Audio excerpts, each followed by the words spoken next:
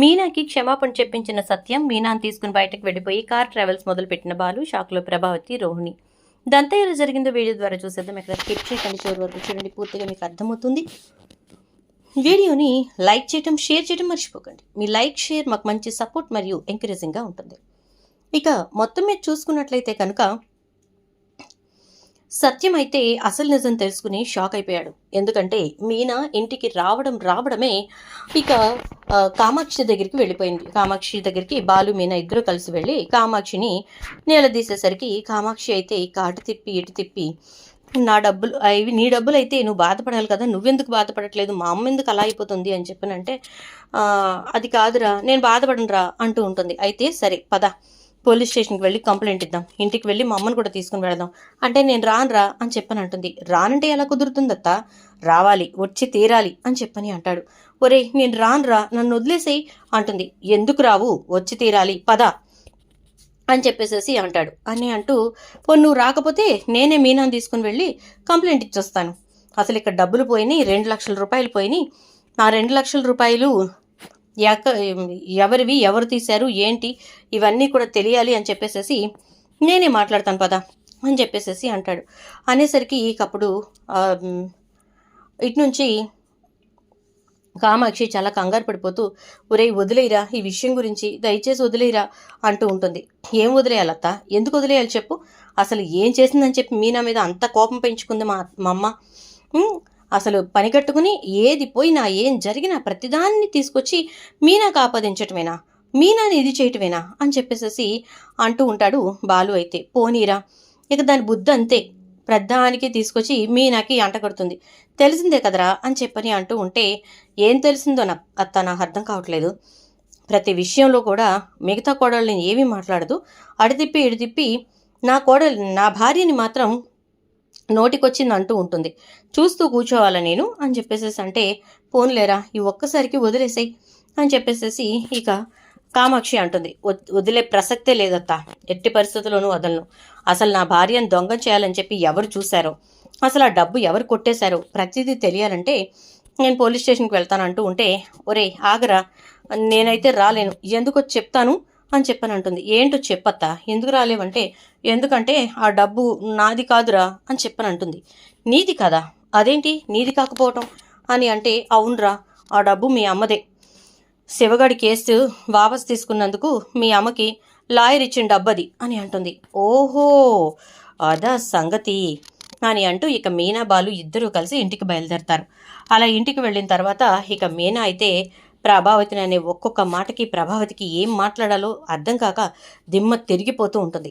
ఏమండి, చాలా గొప్ప అత్తగారు కదా మీరు అని చెప్పానంటే, ఏయ్ ఏంటే అని చెప్పానంటుంది. మాట్లాడకండి, మీకు మాట్లాడే అర్హతే లేదు అసలు, చిచ్చి మీరు అసలు మనిషేనా, సొంత ఇంట్లో సొంత కోడలి తమ్ముడిని కేసులో ఇరికించి వాడిని మళ్ళీ బయటకు తీసుకురావడానికి డబ్బు తీసుకొని ఆ డబ్బుని కామాక్షి గారింట్లో దాచిపెట్టి అది పోయిందని చెప్పి ఇక్కడికి వచ్చి నన్ను దొంగం చేసి అబ్బబ్బబ్బబ్బబ్బా ఏమి నటించారు, ఏమి నాటకాలు ఆడారు అని అంటూ ఉంటే, ఏమ్మ లక్షవతి, ఏమమ్మా అత్తావతి, కందిపప్పు డబ్బాలో డబ్బులు దాచేలా చేసిన పప్పావతి అంటూ ఎన్నెన్నో మాటలు మాట్లాడతాడు బాలు. అయితే ఏరా ఏమైంది నీకు, ఒళ్ళు బలిసిందా అని చెప్పని మాట్లాడుతోంది. బాగా, మరి నువ్వు కన్న వెంటనే నన్ను ఒళ్ళో వేసుకుని పాలిచ్చి చాలా ప్రేమగా పెంచావు కదా, అలా ప్రేమగా పెరిగిన బాడీ కదా ఇది, అందుకే ఒళ్ళు బలిసే ఉంటుంది నాకు అని అంటాడు. జమండి ఏం మాట్లాడరేంటి అంటే, ఏం మాట్లాడాలి, లాయర్ దగ్గర డబ్బు తీసుకున్నావా లేదా అంటే, అది కాదండి వాడు నోటికొచ్చినట్టు అంటే, డబ్బు తీసుకున్నావా లేదా అంటాడు సత్యం. అది అంటే నేనేం అడగలేదు, లాయరే నన్ను 50,000 1,00,000 అంటూ టెంప్ట్ చేసి చివరాఖరికి 2 లక్షల దగ్గర ఓకే చేయించి చేతిలో 2 లక్షలు పెట్టి కేసు వాపస్ తీసుకోమన్నాడు అని అంటే, వాడు తీసుకోమంటే నువ్వు డబ్బెందుకు తీసుకున్నావు, డబ్బు తీసుకుని కేసు వాపస్ తీసుకోవడం ఏంటి అని చెప్పని అంటాడు. అది కాదండి, అవేవో లాయర్ తినే డబ్బులే కదా, అవి ఎటు పోకుండా మనకే ఉంటాయి కదా అని చెప్పి నేను అలా చేశాను అని అంటుంది. ఛీ సిగ్గులేందన్న, నీకు అసలు బుద్ధి జ్ఞానం ఉందా, పసిపిల్లవాడు వాడి యొక్క భవిష్యత్తు గురించి ఆలోచించి బాలు అక్కడ ఇక్కడ తంటాలు పడి ఆ డబ్బు తీసుకొచ్చి లాయర్కి ఇచ్చాడు. లాయర్ నీ చేత ఆ కేసు వెనక్కి తీసుకునేలా చేయటం కోసం అని చెప్పేసేసి ఆ డబ్బులు తీసుకొచ్చి నీకు ఇస్తే సిగ్గు లేకుండా అవి తీసుకుని మళ్ళీ ఏదో ఉదాత్తమూర్తిలాగా ఏదో శివకి నువ్వు హెల్ప్ చేసేసిన దానికిలాగా నాటకాలు ఆడుతూ ఇక్కడికి వచ్చి నా అంత గొప్పది లేదు అన్నట్టు మాట్లాడావు. దొంగ సొమ్ము అంటే ఏదైనా దొంగ సొమ్మే ప్రభావతి. ఇంట్లో వాళ్ళకి తెలియకుండా తీసుకుని దాచుకున్నావు కాబట్టి అది కూడా దొంగతనమే. అలాంటి పని నేను ఎప్పుడూ చేయను అని ఇందాకే ప్రగల్భాలు పలికావు అంటాడు సత్యం. అదేంటండి మీరు కూడా వాళ్ళకలా మాట్లాడతారు అని చెప్పని అంటే, మాట్లాడడం ఏంటి ప్రభా, నిన్ను ఈడ్చి కొట్టినా తప్పులేదు. నేను చెప్పాను కదా, ఏ విషయంలో ఇంకొకసారి పొరపాటు జరిగినా నేను తీసుకునే నిర్ణయాలు చాలా కఠినంగా ఉంటాయని చెప్పి అని అంటే, ఇక అప్పుడు ప్రభావతి అయితే ఇప్పుడు నేనేం తప్పు చేశానండి, లాయర్కి ఇచ్చిన డబ్బుల్లోంచే నేను తీసుకున్నాను, అంతేకాని శివగాడిని ఏమైనా డబ్బు ఇమ్మన్నానా అని అంటే, ఆ డబ్బంతా శివ కోసం ఇచ్చిన డబ్బే కదా ప్రభావతి. అప్పు సప్పు చేసి తీసుకొచ్చి బాలు మీనా కలిసి ఆ డబ్బు మొత్తం పోగేసి లాయర్కి కట్టారు. అక్కడి నుంచి నువ్వు తీసుకున్నావు. నిన్నేమనాలి, మనిషివనాలా పశువనాలా అని చెప్పని అంటూ ఉంటే, ఇక ప్రభావతి అయితే ఏమండి అలా మాట్లాడకండి అంటుంది. చిచి, నీతో మాట్లాడటమే అనవసరం, ఇంకా అలా మాట్లాడడం ఇలా మాట్లాడడం ఒకటా అని చెప్పేసి ఇక వెంటనే ఇటు నుంచి వీళ్ళు ఎవరు మన సత్యం వాళ్ళ శృతి రవి అయితే చాలా గొప్పవాళ్ళు ఆంటీ, మీరు నిజంగా చాలా గొప్పవాళ్ళు.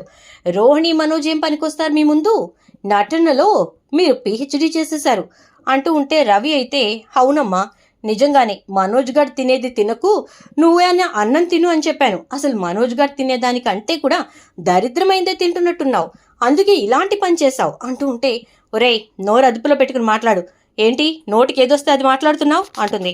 మాట్లాడక ఏమనాలమ్మా, నువ్వు చేసిన పనికి ఏమనాలి నాకు అర్థం కావట్లేదు, ఒకసారి చెప్పవా ఏమనాలి అని చెప్పని అంటూ ఉంటే, ఇక వెంటనే సత్యం అయితే చెప్పు ప్రభా, ఏం చేద్దాం అనుకుంటున్నావు అంటే, ఏం చేసేదే ఉందండి అంటుంది.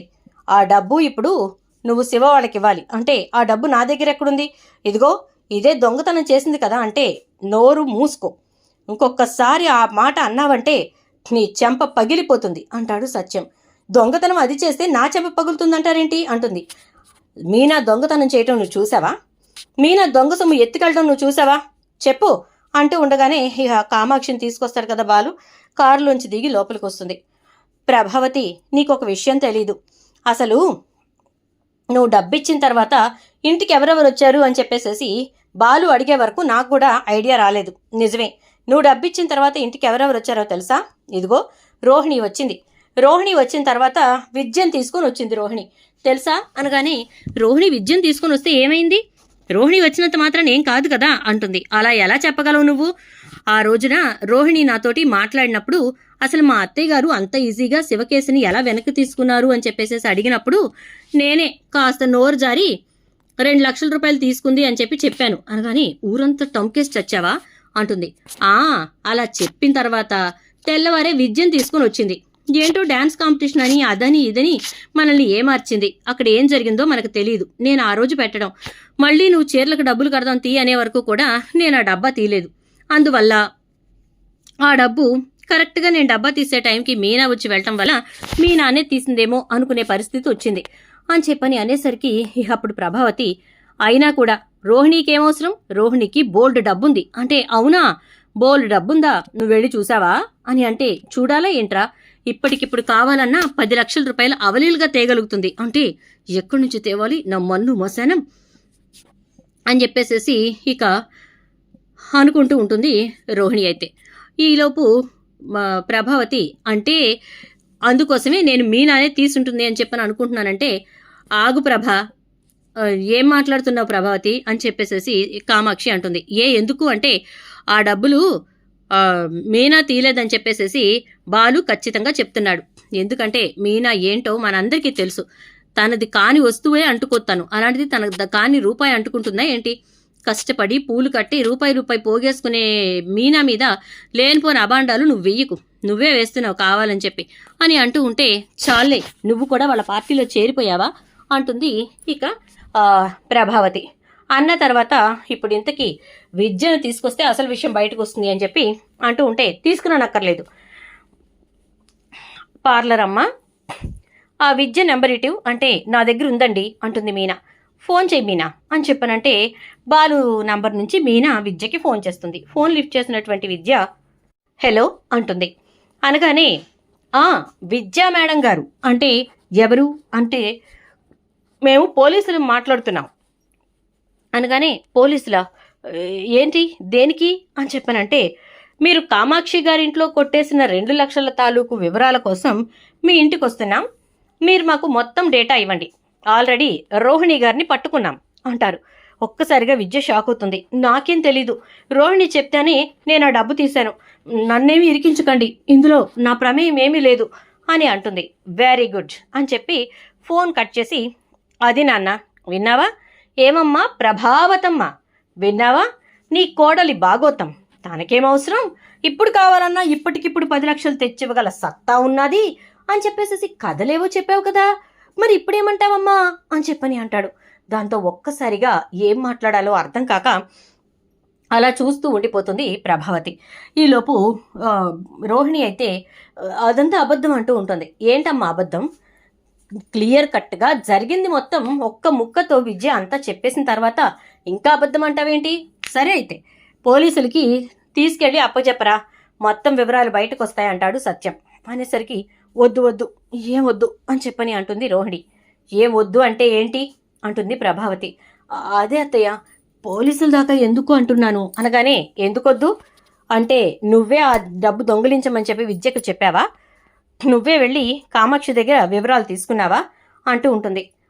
అది అత్తయ్య అని చెప్పని అంటూ ఉంటే చెప్పు, అది నిజమా కాదా చెప్పు అంటుంది.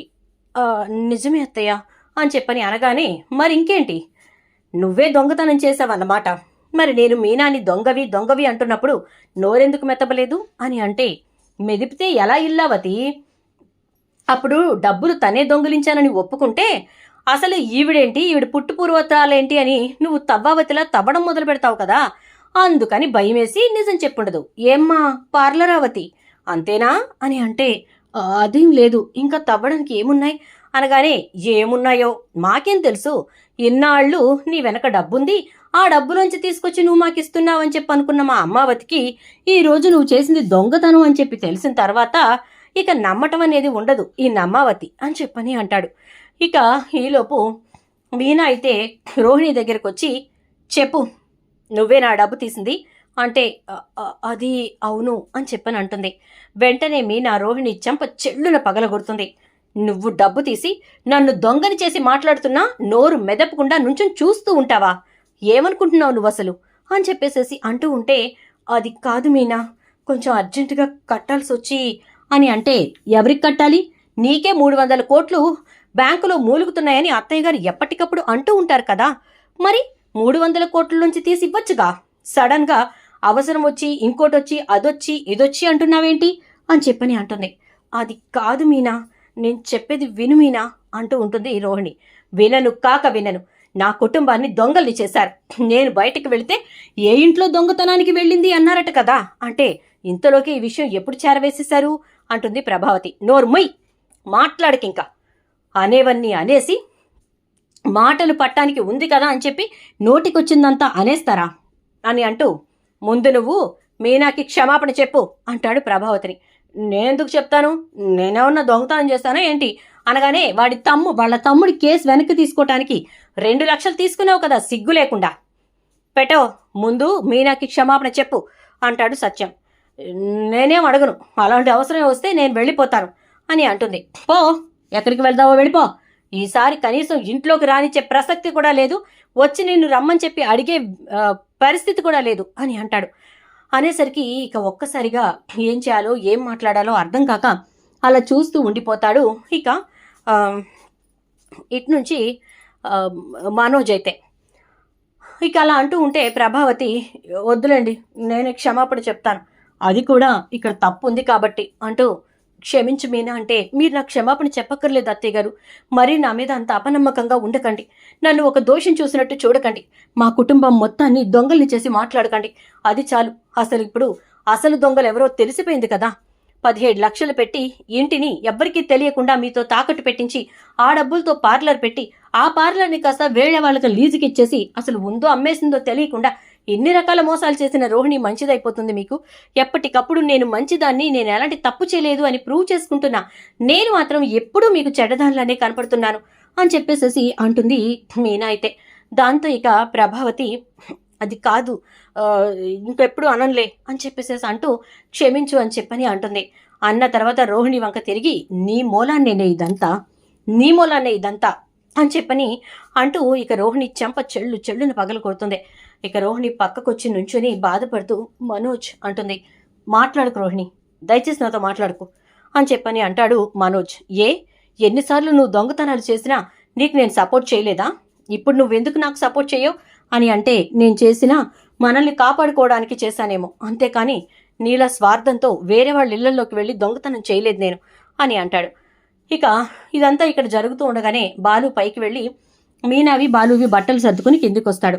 ఏరా ఎక్కడికి అంటాడు సత్యం. వద్దు నాన్న, ఈ ఇంట్లోనే ఉండి నా భార్యని ఎప్పటికప్పుడు మాటలు అనిపించలేను. ఒక రోజు ఎక్కడికైనా వెళ్ళి రావాలంటే భయవేసిపోతోంది నాన్న. ఇక్కడ ఎన్ని రకాలుగా ఏ రకంగా నా భార్యని అవమానిస్తారో, హింసిస్తారో, బాధ పెడతారోనని చెప్పి చాలా టెన్షన్ పడుతున్నాను నాన్న. అందుకే చెప్తున్నాను, దయచేసి ఇక మమ్మల్ని ఉండమని అనకండి నాన్న, ప్లీజ్ అని చెప్పేసేసి అంటాడు ఇక సత్యం తోటి బాలు అయితే. ఇక సత్యం ఏం మాట్లాడాలో అర్థం కాకలా చూస్తూ ఉంటే, కరెక్ట్ అంకుల్, వాళ్ళని ఇక్కడ ఉండమని చెప్పి మనం ఇబ్బంది పెట్టడం, బాధ పెట్టడమే తప్ప ఏమీ లేదు. ఎందుకంటే అత్తయ్య గారు ఎప్పటికీ మీనాని కోడలుగా అంగీకరించలేరు, తన్ని మనస్ఫూర్తిగా మాట్లాడి దగ్గరకు తీసుకోను లేరు. ఈవెన్ మాతో మాట్లాడినట్టు కూడా మాట్లాడలేరు. అలాంటప్పుడు ఎన్నాళ్ళని చెప్పి మీనా మాత్రం సహిస్తుంది? తను తన భర్త దగ్గరకు వెళ్ళి బాధ చెప్పుకోలేక మనసులో దాచుకుంటుంటే కూడా బాలు అర్థం చేసుకుని ఇలాంటి నిర్ణయం తీసుకోవటం చాలా గ్రేట్నెస్. ఇక మాత్రం ఎట్టి పరిస్థితుల్లోనూ అలా చేయకండి, వద్దంకుల్, వాళ్ళని ఇక్కడ ఉంచొద్దు అని చెప్పని అంటుంది. ఇక బాలు అయితే థ్యాంక్స్ డబ్బుడమ్మా అనగానే, నేను కూడా అదే మాట అంటున్నాను అన్నయ్య, ఇంకా నువ్వు ఇక్కడ ఉండడం కరెక్ట్ కాదు. వదిన్ని ఇంకా ఎన్ని మాటలు అంటుందో ఈ మాటలావతి అంటూ, చిచి నీ భాష వచ్చేస్తోందిరా నాకు అని అంటూ, అయినా అన్నా తప్పు లేదులే, మాటలు అనడమే పనిగా పెట్టుకున్న ఆవిడ కదా అని అంటాడు రవి. ఇక ఈలోపు మనోజ్ అలా చూస్తూ ఉంటాడు. ఏరా నువ్వేమనవేంటి, వెళ్ళిపోతే ఇంట్లో పనులు చేయడానికి ఎవరూ ఉండరు కదా అని చెప్పేసేసి బాధగా ఉందా అంటే, కాదురా, మీరు వెళ్ళండి, వెళ్ళి ప్రశాంతంగా ఉండండి. ఎందుకు అనవసరంగా ఎవరు చేశారో దొంగతనం తెలియని పరిస్థితుల్లో ఇల్లు అయిపోయింది అంటాడు. ఏంటి మనోజ్ గారు నాకు ఫేవర్గా మాట్లాడుతున్నాడా నాన్న అనగానే, నీకు ఫేవర్గా కాదు, అనవసరంగా ఇంట్లో ఈ గొడవలు వద్దు అని చెప్పేసి అంటున్నాను అంతే అంటూ లోపలికి వెళ్ళిపోతాడు. ఇక రోహిణి అయిపోయింది నా పని, ఇంకా ఎప్పుడు కూడా మనోజ్ అయితే నన్ను క్షమించడు. ఎందుకంటే మనోజ్కి అబద్ధం చెప్తే నచ్చదు. కనీసం నేను మీనా విషయంలో అలా మాట్లాడుతున్నప్పుడైనా నిజం బయట పెట్టేసి ఉంటే ఏ గొడవ ఉండేది కాదు అంటూ అనుకుంటూ ఉంటుంది రోహిణి. ఇక బాలు మీనా ఇద్దరు బయటకు వెళ్ళిపోతారు. అలా వెళ్ళిపోయిన తర్వాత ఇక బాలు మీనా ఇద్దరు కూడా వాళ్ళ దగ్గర ఉన్న 2 కార్స్ ఉన్న దాని మీద ఉన్న ఈఎంఐలు క్లియర్ చేసేసిన తర్వాత ఇంకొక 2 కార్స్ లోన్లో తీసుకుంటారు. అలా కార్ ట్రావెల్స్ స్టార్ట్ చేస్తారు. మీనా కార్ ట్రావెల్స్ అని చెప్పి బాలు స్టార్ట్ చేసినటువంటి ఆ ట్రావెల్స్ ఏదైతే ఉందో అది చాలా చక్కగా రన్ అవడంతో పాటు ఇక చాలా త్వరగానే ఆ అప్పులు తీరిపోవడం, ఇంకొక 2 కార్లు కొనడం, ఇలా జరుగుతూ మంచి ట్రావెల్స్ ఏజెన్సీగా తయారవుతుంది. ఇక ఈ విషయం తెలుసుకున్న ప్రభావతి, మనోజ్, రోహిణి అయితే చాలా షాక్ అవుతారు. ప్రభావతి అయితే, పోన్లే నేను అన్నాను కాబట్టి, పౌరుషంగా బయటికి వెళ్ళాడు కాబట్టి ఆ మాత్రం బాగుపడ్డాడు, లేకపోతే ఎప్పటికీ ఈ ఇంట్లోనే గది కోసం గొడవలాడుతూ ఉన్న కార్లని ఫ్రెండ్కి ఇచ్చి వాడు తోలుకుంటూ అలా ఉండిపోయేవాడు అని అంటే వాడు బాగుపడ్డా కూడా నువ్వే కారణం అంటావా ప్రభా అని చెప్పని అంటాడు సత్యం. అవును మరి నేనే కారణం అంటుంది ప్రభావతి. పర్వాలేదు సరేలే అయితే అని చెప్పేసేసి అంటూ ఇక సత్యం అయితే సరేరా జాగ్రత్తగా ఉండండి అని చెప్పేసేసి మీనా బాలుకి ఫోన్ చేసి మాట్లాడుతూ ఉంటే, ఆల్రెడీ నేను ఇంటి దగ్గరకు వచ్చేసాను నాన్న, నువ్వు బయటికి రా అని చెప్పేసేసి అంటాడు.